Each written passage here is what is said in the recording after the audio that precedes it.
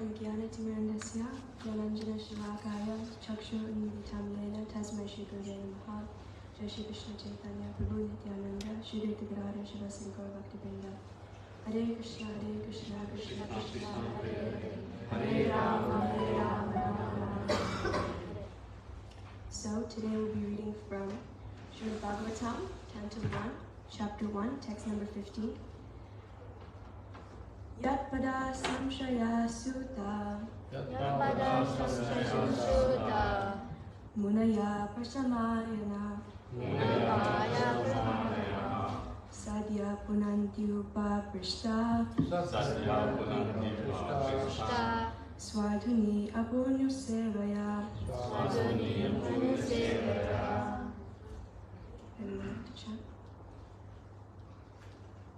150.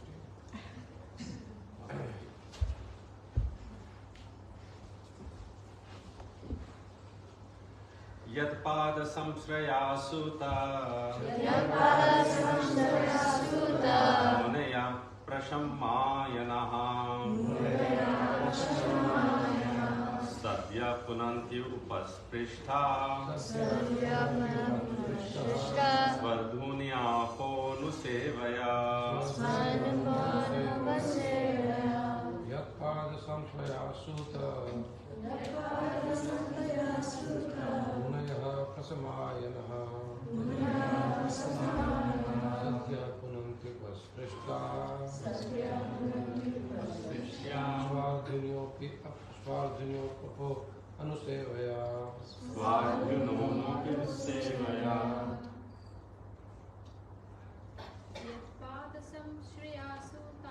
Yatpada samshraya sutta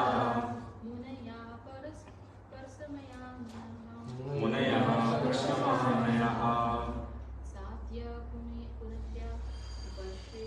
Sadhya punantya upashrishya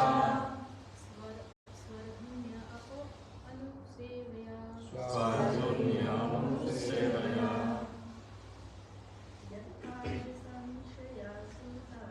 Yatpada samshraya sutta Munaya prashamanayaha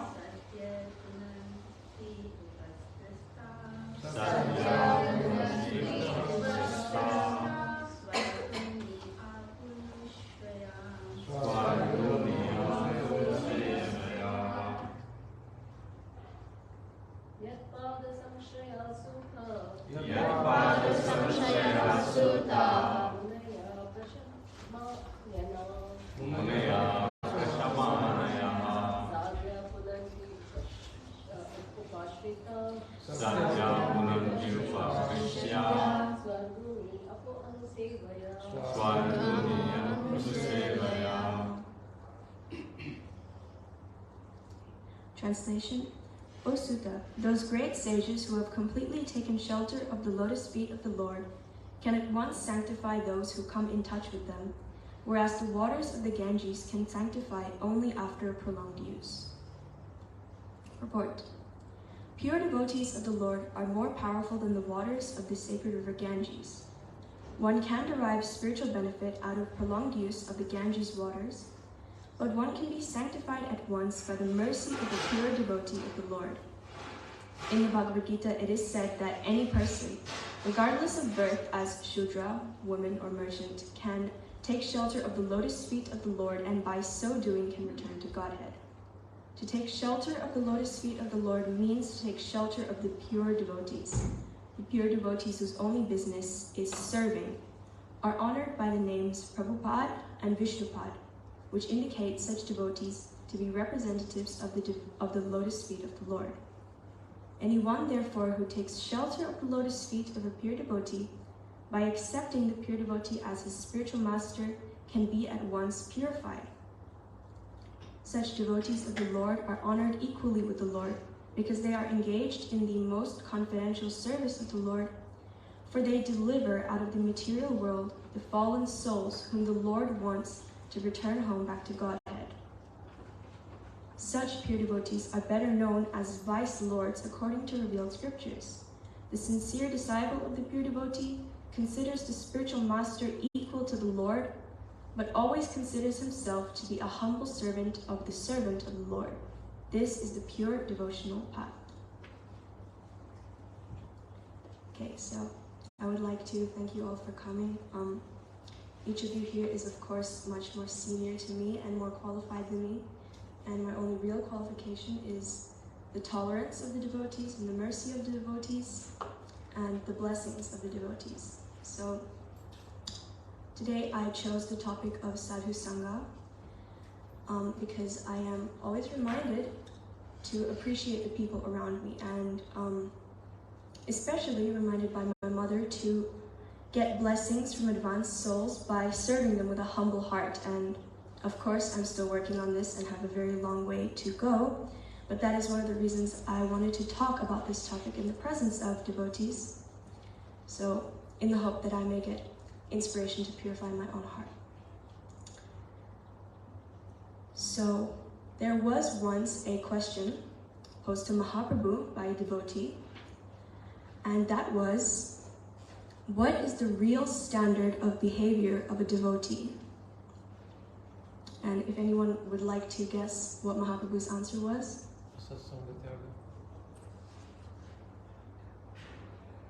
Someone apart from Sakirai Prabhu?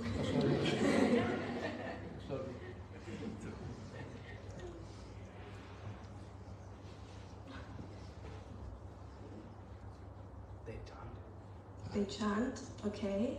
Anything else?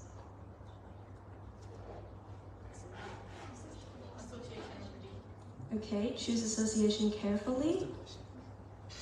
The question was, what is the real standard of behavior of a devotee? Kindness, okay. So kindness, chanting, choosing association carefully. Humbleness, that's a very good one, yes. So all of them are true, but Mahaprabhu's answer was Asat Sangha Tyaga, a Vaishnava Achar. The Vaishnava's Achar, or standard of behavior, is to give up unwanted association. That is the first part of the standard of behavior of a devotee. And the next question was, what is that unwanted association, or how do you classify unwanted association?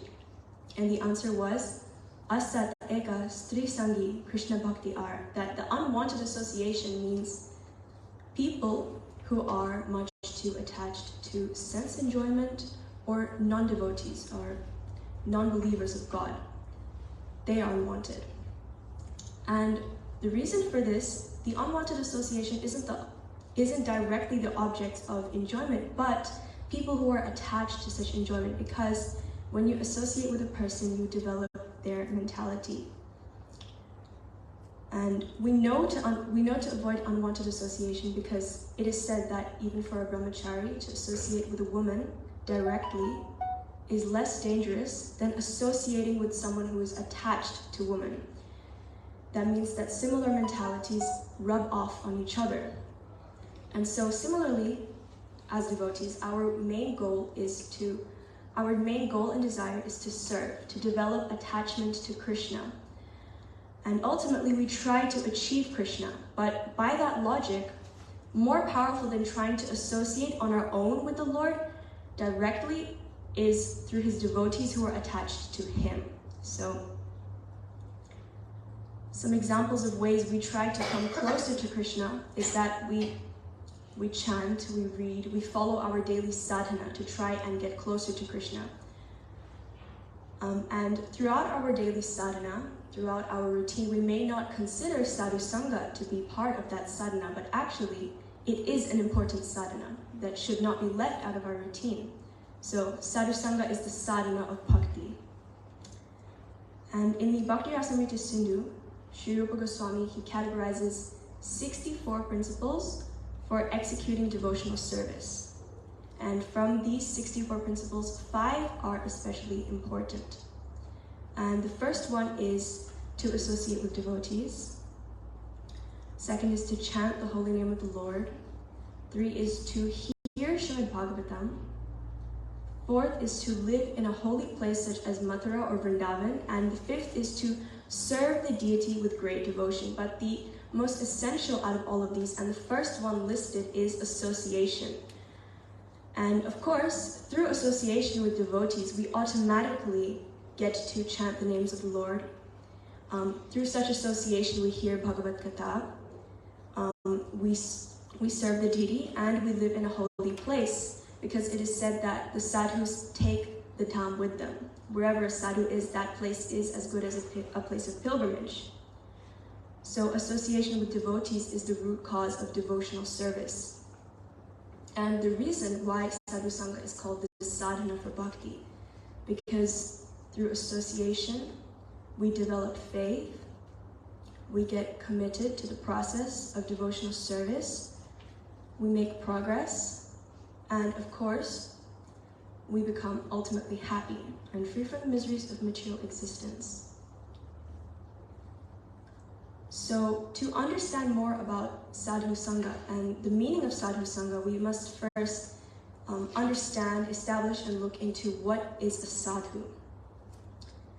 And Srila Prabhupada instructs us that one must first assess whether one is a genuine sadhu before trusting them as such. And there are so-called sadhus who master all of the 8 mystical potencies, or who can do great austerities, perform astounding feats. But what differentiates such a sadhu from a sadhu by our definition? A sadhu is first and foremost a sadhu by qualities, not by dress.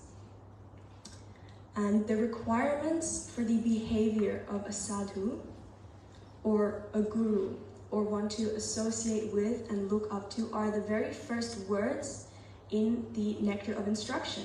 The very first words that Srila Rupa Goswami says to us are Vacho Vegam Manasa Krodha Vegam. So Vacho means the speech.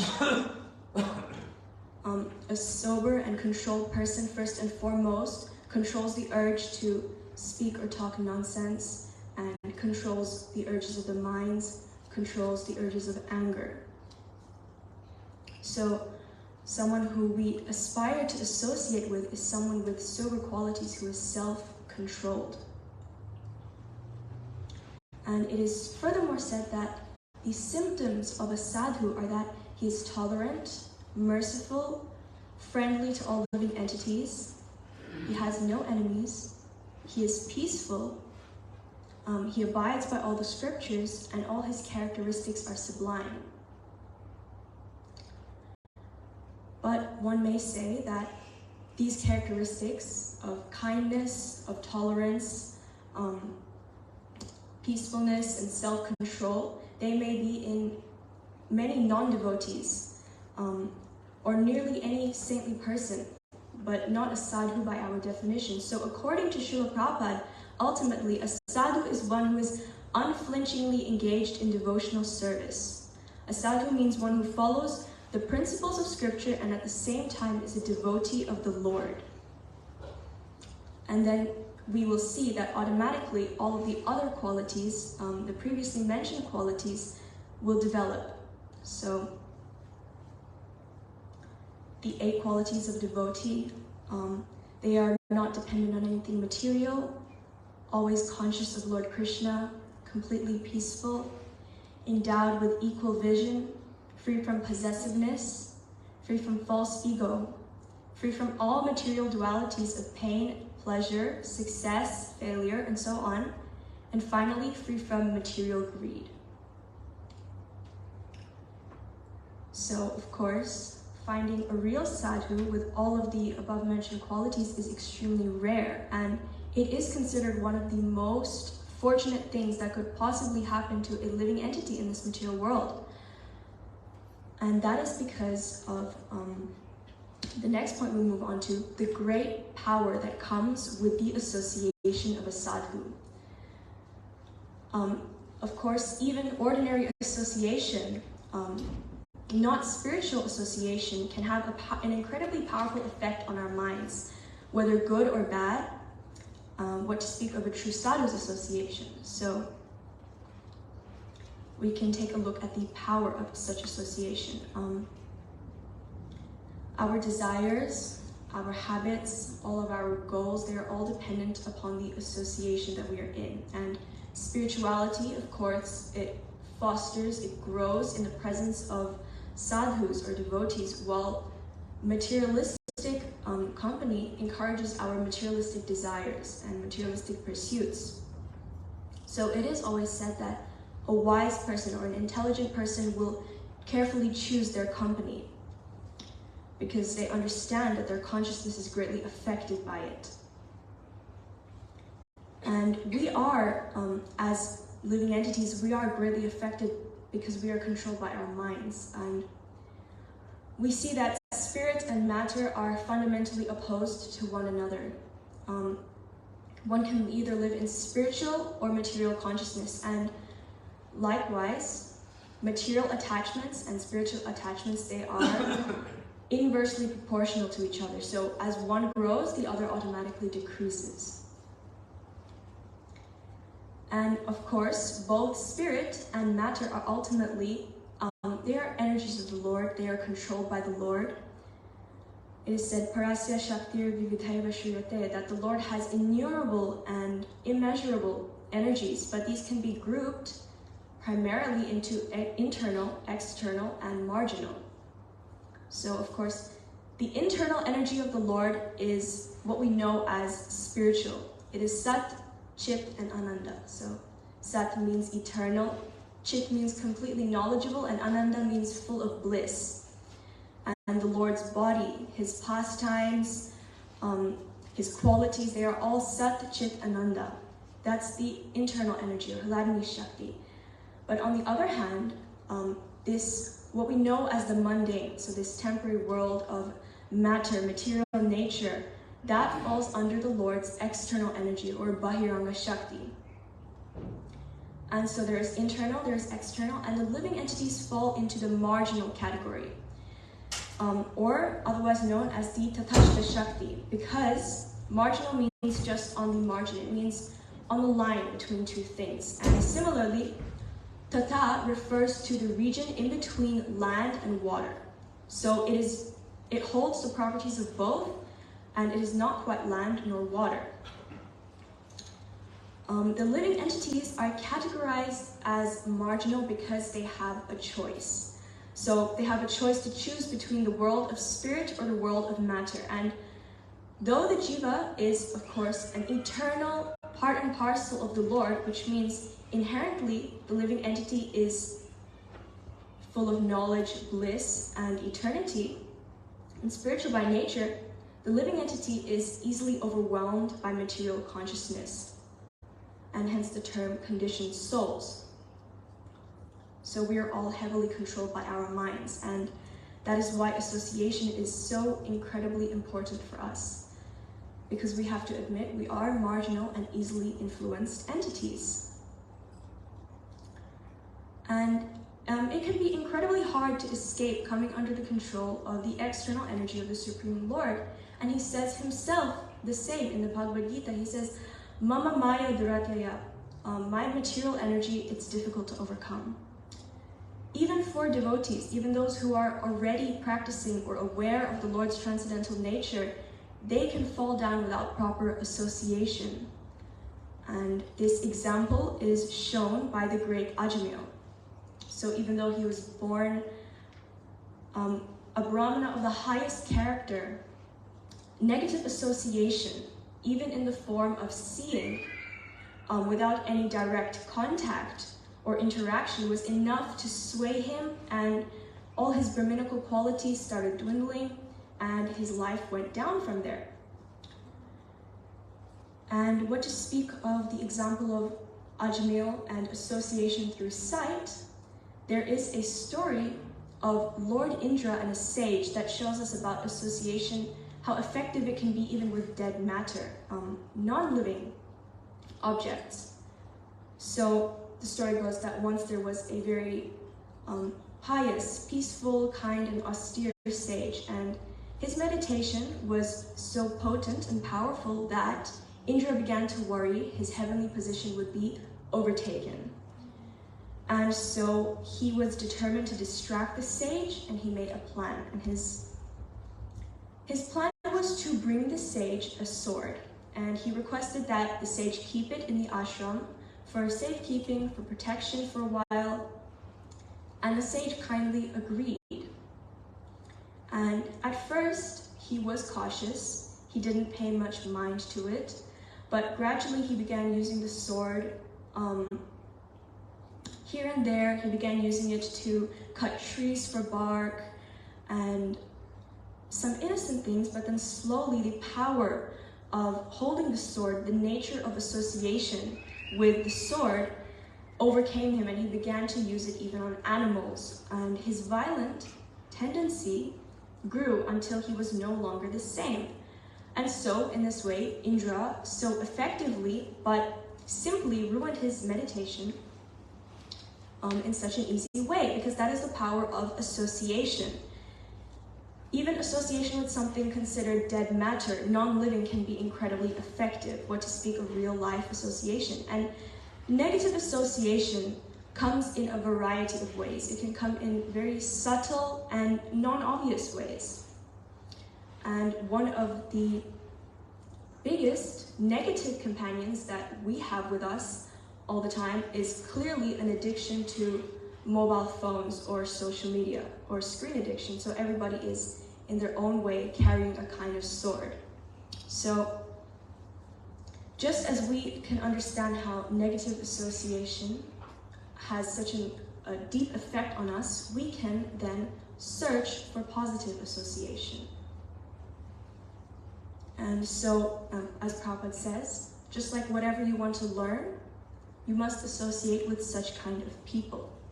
So if you want to learn some kind of business, you spend time around people who know what they're doing and who are expert in what they're doing. And so similarly, what is our goal here? Our goal is to, improve our relationship with Krishna or God, or to understand more about ourselves, to know where we're coming from or what we are doing in life.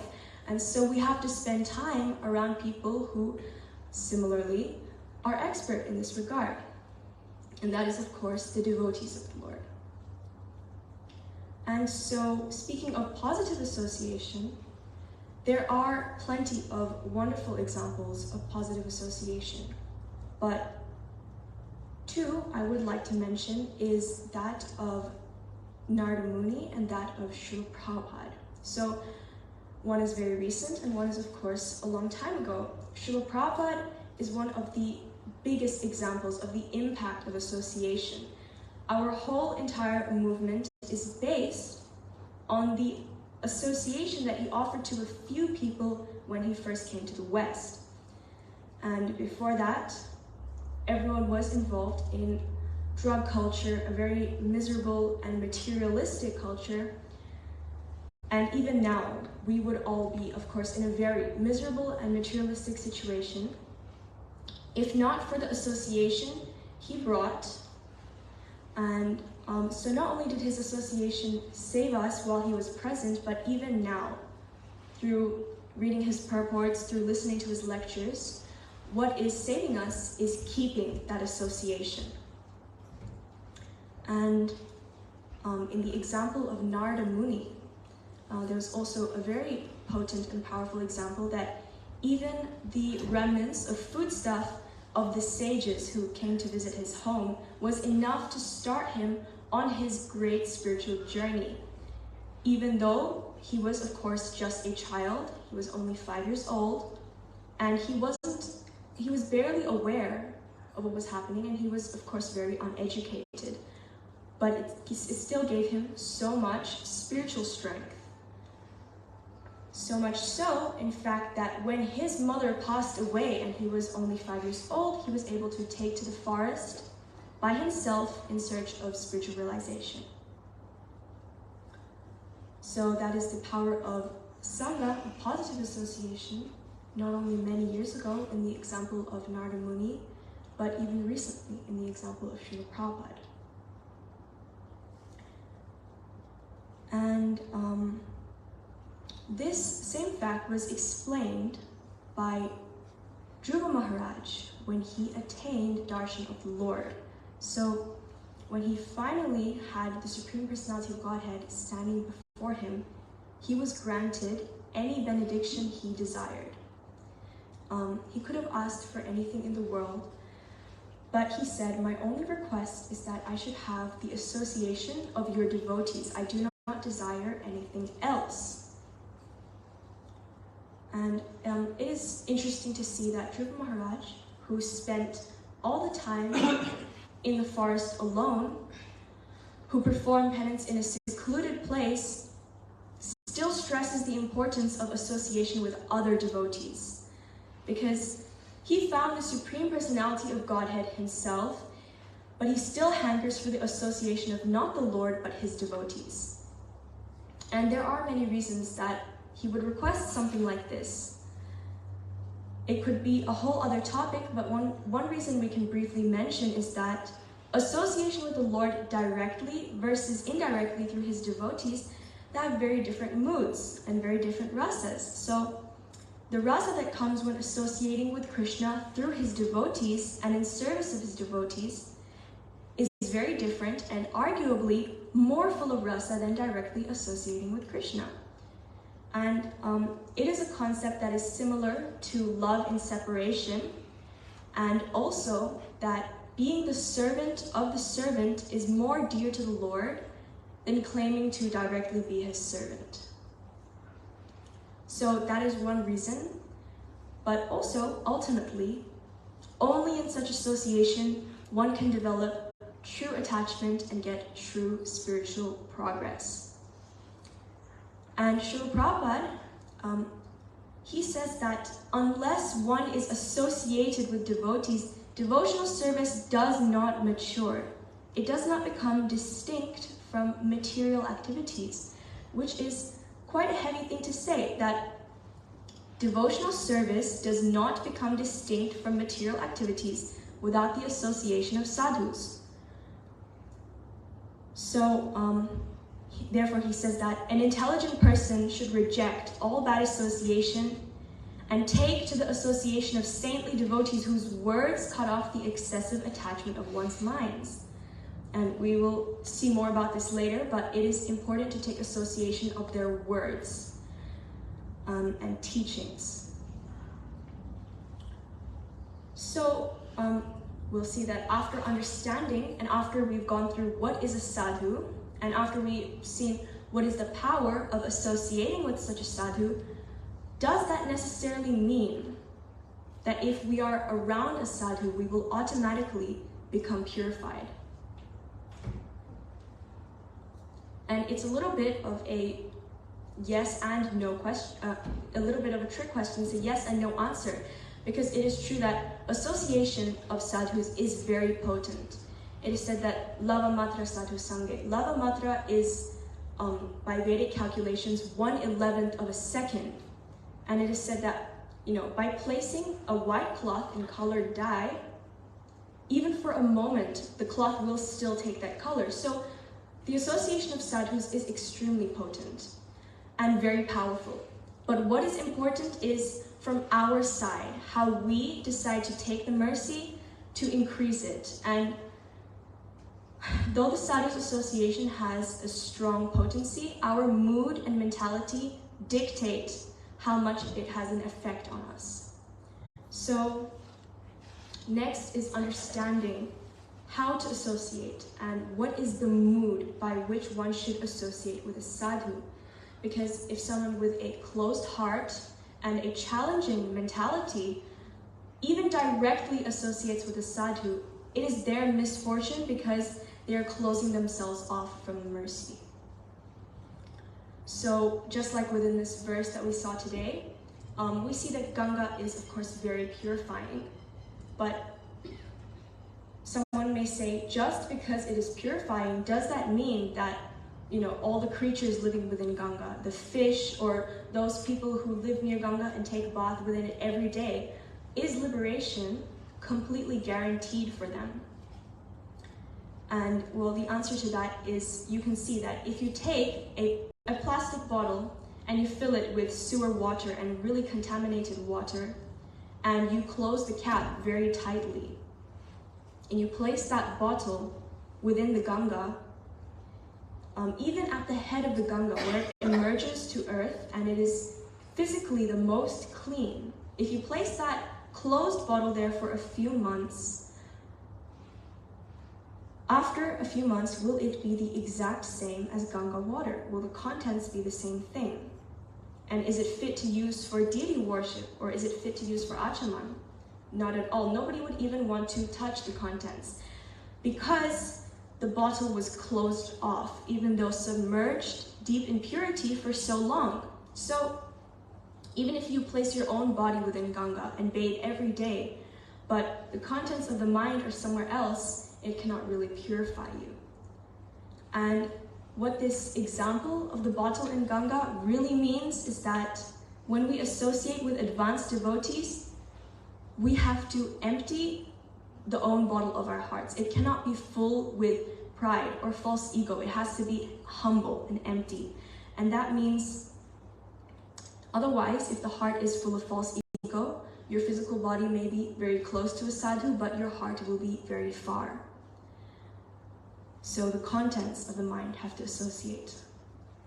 And so the mood is all about mentality and perspective. And just like some of you said, one of the most important moods to have, one of the most important qualities of a devotee is humility.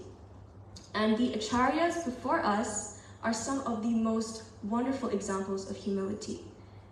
And it especially shows through the Vaishnava Acharya prayers that they have. Especially, I would like to say the example of Bhaktivinoda Thakur.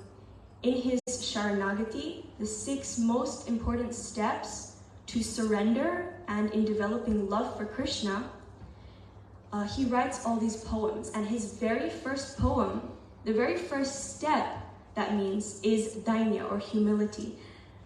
And throughout the whole verses, he speaks about himself in such a humble way that is almost self-deprecating or demeaning.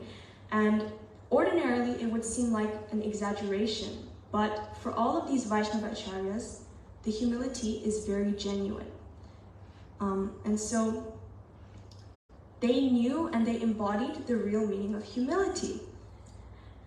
From humility comes appreciation and the ability to learn. So without humility, you close yourself off from learning anything, whether in spiritual or material pursuits. And in association, in interactions with other devotees or with anybody, if you see yourself as the junior most, without any pride or false ego, then there is almost always something to learn. So whether it is tangible, personal association, or whether it is learning just from noticing the things around you in non-personal association. And my mother did share with me some time ago some thoughts she had after seeing, every day at Mangalarti the sun rising. And she told me that she noticed, even just the example of the sun by rising every single day at the right time without fail is in his own way doing his dharma. So the whole of nature around us is constantly doing its duty. And by noticing something so small, we can be inspired to do our own duty as well. We can be inspired to rise early and do our dharma of chanting, our morning sadhana. So through such a simple insight or realization, you can even take something to learn from the sun rising and setting. So when we appreciate things, we become more humble, and in turn, the more humble we become, the more our eyes are open to appreciate. And of course, if we see ourselves as sinners and everybody else as sadhus, then we can learn. Even if others are full of faults, even if they have not much good in them, but if you try to see the good in other people, you can learn. But if you only have an eye for the bad, then you will only see, and then you will only absorb and associate with the bad, no matter how much good is there. So of course, in the beginning, we established the definition of a sadhu. As Prabhupada says, assess whether someone is a sadhu or not. Learn and educate yourself on who is a sadhu to classify good from bad. but at the same time cultivate a mentality to see everyone as a devotee of Krishna. And so we have to be intelligent, don't blindly follow anyone like pretender sadhus, but simultaneously see the good in everyone regardless. Just like the example of a swan, a Rajahamsa, the king of swans, can still take milk from an impure mixture of water and milk. So similarly, we can still seek the good, and in that way, from everybody, we can learn something. And there's also a very famous verse by Chanakya Pandit, a wonderful, well-renowned scholar of logic. He says that one should take gold even from a place of waste, one should take nectar even from a place of poison, and one should take teachings even from a low-born Chandala or Shudra. So ultimately, one must stay intelligent and discerning, but at the same time humble. That is the primary mood of association. And another second thing to consider under how to associate is the method by which you benefit from such association. So there are many ways to associate. There are many methods by which you can associate. It is also said that, there are at least 6 ways. Dadati pratagurnati guhyam akyati prichati. To give gifts, to receive gifts, to speak confidentially and to listen confidentially from other devotees, and to feed prasadam, and also to accept lovingly in exchange prasadam of the Lord. But throughout all this, the number one way that we absorb association with a sadhu, and the number one way that we benefit from association with a sadhu is by hearing from that sadhu. So the next point is of hearing. And out of all the 9 processes of devotional service, right? Shravanam, Kirtanam, Vishnu Smaranam, Padasevanam, Archanam, Vandanam, Dasyam, Sakhyam, and Atmanivedanam, the first and foremost listed is Shravanam, hearing, for a good reason, because before all the others comes hearing. Before you can chant, before you can remember the Lord, before you can do all the other processes, first comes hearing. So hearing from Guru, hearing from Sadhu, and hearing the Shastra. And we can even understand the importance of hearing by analyzing our own senses. So Prabhupada mentions that even as a person is asleep or dreaming, his ears are the most alert. And even when we sense danger, our ears are the key sense. The hearing is the key sense. So after all, this whole universe is based upon sound. It is said in the process of creation, mentioned in the Srimad Bhagavatam, and even our bodies are shown to have different physical reactions to certain sound vibrations within material sounds. What to speak of spiritually infused sound vibration like the holy name or the words of the spiritual master. So the difference between material and spiritual sound and their effects on our mind and consciousness should not be taken lightly or underestimated. One should be qualified enough to understand the distinction and to hear carefully from the right authorities.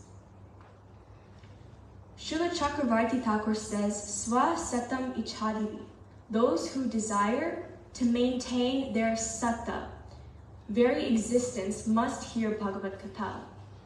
And Anyatha Jivan Mritatvam Syat. Otherwise, that person is as good as dead even while living. And he uses the word satta, which in Sanskrit is a very strong word for existence. It means the very essence. And it doesn't, so Chakravarti Thakur is not just talking about the material physical life, but the eternal life. It isn't just referring to maintaining the physical existence, but for the sake of the life of the soul, one must hear Bhagavad Katha. Otherwise, even the jiva, as he says, Jivan Mritatvam Syat, the jiva is known as the undying living entity, but even that living entity is as good as dead. If one does not hear or receive direct instructions from pure devotees or associate with them. And so, one may also say, though, direct association may not always be possible. But there are two ways of association, by Vani and by Vapu. So Vani means the words, the instructions, and Vapu means physical presence. And Vapu may be sometimes possible and sometimes not, but Vani exists eternally, and both are equally as potent, regardless of the physical proximity. So, next to hearing, there is the importance of service. In the association of pure devotees, one does not only get the opportunity to hear, but also to serve. And even though hearing is, of course, foremost, Krishna says in the Bhagavad Gita that Tadvidi pranipatena pariprashnena sevaya. Prashna means to question, to ask. And pariprashna goes right along with sevaya. So very important is also the act of serving the sadhu, the spiritual master, the devotees. And generally, we offer our service for a reason, to please the other person, to usually get something or gain something in return. At least that is how it works in materialistic society. But when a Vaishnava approaches a sadhu, when a Vaishnava serves and gives to that sadhu, it is not the Vaishnava or the person who is giving, but instead it is actually the sadhu who is giving their own mercy. The sadhu is giving for giving us an opportunity to serve. So hearing and serving are two very important methods by which to associate with the sadhu, and the mood is also a significant point. So that is sadhu sangha. It's said countless times that it is incredibly, very rare to achieve, and it is considered the sadhana of bhakti. And, for the last point, we'll see constancy of association with Vaishnavas. So, as sadhu sangha is the sadhana of bhakti, we can try to understand the meaning of sadhana. A dictionary definition of sadhana would be time spent in serious and regular practice or learning. And the use of the word serious here as a definition of sadhana is good, because serious also indicates another mood or attitude to take towards sadhana, to take towards association with devotees, and to put determination into something. But also, apart from the dictionary definition of sadhana, sadhana is much deeper. It is not only a daily practice, and it is not only a lifestyle. For a devotee, it is life itself. And sadhana requires real consistency and steadiness, regular practice. So that's why the last point is constancy of association with the sadhu. To keep that association going. And actually, in Chinese culture, right, every new year, because they take New Year very seriously, every new year, at the entrance of the house, there's placed these auspicious couplets. So one on each side of the door, with some auspicious kind of quotes or mantras even that bring good fortune into the house. And well, earlier on this year, we had the good fortune and we had the mercy of Vaisheshika Prabhu and his wife Nirkula Mataji to bring their presents to our home in Mayapur. And when Vaisheshika Prabhu noticed those couplets on the sides of the entrance, he asked my mother about the meaning. And of course, the real meaning of those couplets would have been something superficial to bring general auspiciousness into the house. But for a devotee, the greatest of all good fortunes, and the greatest of all auspiciousness is none other than the sadhu's presence. And, in response, to express her gratitude for his presence, to express her gratitude for that, instead of the real meaning, she said that the first one read that when sadhus come to the home, they don't only purify the house, but they purify the heart. And he asked about the second one, and she said, well, what is the use if one's heart is purified, if then without constant association with sadhus, the heart gets contaminated again. And so, just as sadhu's association is compared to a lifeboat, it is compared to a boat on a very turbulent ocean. Just as you don't give a boat to a drowning man and then push him off after some time, because as long as we're in this material world, as long as we're in this ocean, we need to remain constant with that association. So, constancy of association, to chant regularly, to read Prabhupada's books regularly, and to associate with devotees regularly, we then develop taste and faith. And just like we come to this bhakti center every week regularly, by doing this regularly, it becomes a routine, it becomes part of our life, and then it becomes part of our consciousness. So, to eagerly take the opportunity to associate with the saintly devotees of the Lord, to serve them to the best of our capacity, and to hear from them as much as we can, brings us closer to Krishna, and really takes our consciousness from material to spiritual, which is our ultimate aspiration. So, thank you. I would like to end here. Thank you so much for listening. There is about 5 minutes for any comments or questions.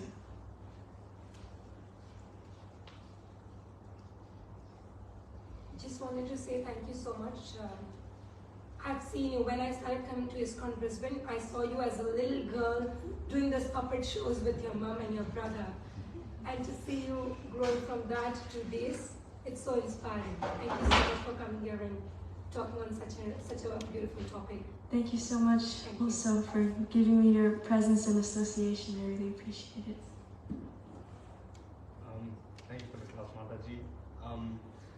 Before you said that you should get rid of all the bad company of people that don't believe in Godhead. But what if you're going out to preach and they don't believe yet? So what, like? And then of course it's a different situation, because you are trying to give them your own association. There's a different motivation. Yes? No, as a young growing devotee, how you manage your phone, how you manage your phone use, and you can give inspiration to these young kids. You can ask my mother.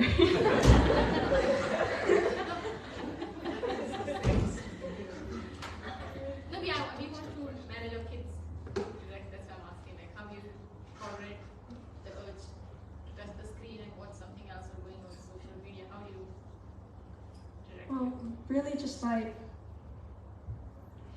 by good discipline, honestly. When you get enough discipline in your life growing up, and you gradually start to understand the reasons for that discipline, then the taste for things that are not healthy for you in your life, they're not so prominent. So good discipline and good habits are important.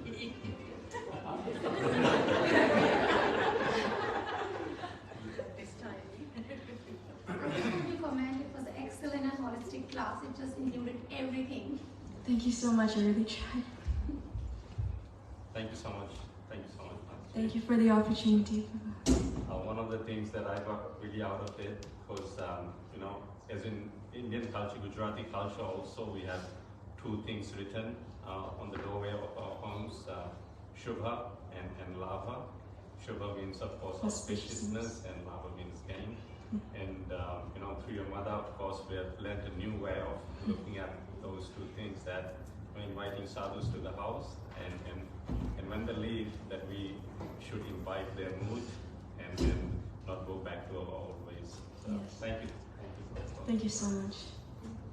When is your next class? Next week? See. Soon. Thank you. In less than 1 hour you packed everything. Sorry? In less than 1 hour you packed everything, and there's not one point which was missed out. Thank you so And much. you could see that everyone was completely spellbound.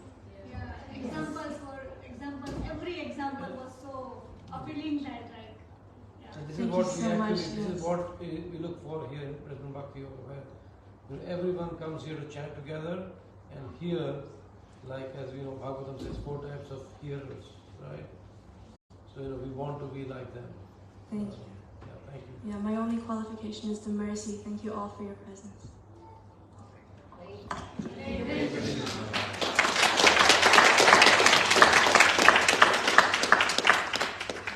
The Grace Radha Padmalaya Mataji ki Jai.